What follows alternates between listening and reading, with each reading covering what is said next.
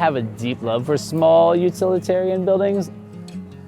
I think it's interesting the scale of them and how to keep them in a place where you can kind of afford to obsess about the details.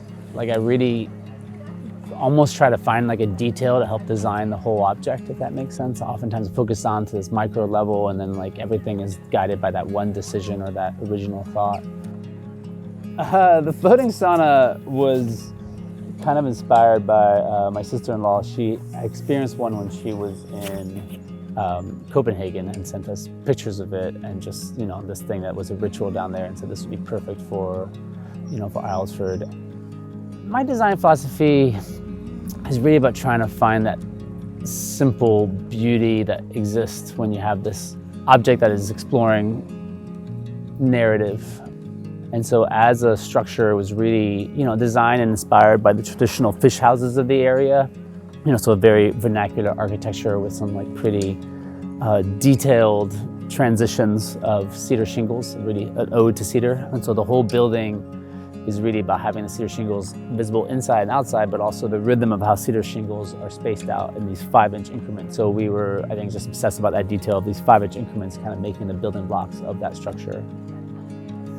It's special on an island because you just know everybody. There's no strangers here.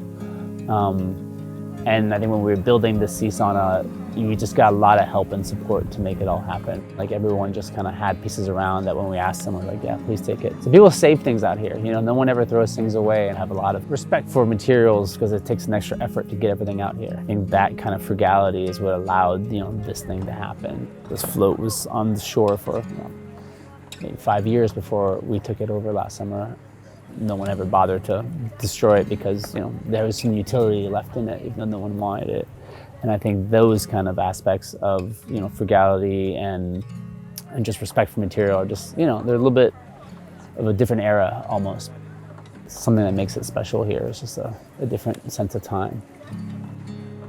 It's a small structure and the stove is rather big, so it doesn't take much time for it to kind of get to full heat. And depending on how cold the day is, the ritual is to jump into the ocean. And usually the water up here is pretty cold, but after sitting in a sauna for 20 or 30 minutes, you start to really feel a resistance to the cold and you can kind of spend longer amounts of time in the water. And so that act of just like the cleansing and the hot and the cold and the ritual plunge kind of makes the experience, I think, all that much richer. And by the end of the couple plunges, and depending on your allotted window, you kind of damp the fire out, let it cool down, making sure to put away nice and safe, and begin the ritual of closing it down, putting away the boxes of firewood and all the kindling, and stowing it all away, stowing the rock in front of the door, and making sure that it's tied fast still, and then leaving it to float in the harbor by itself.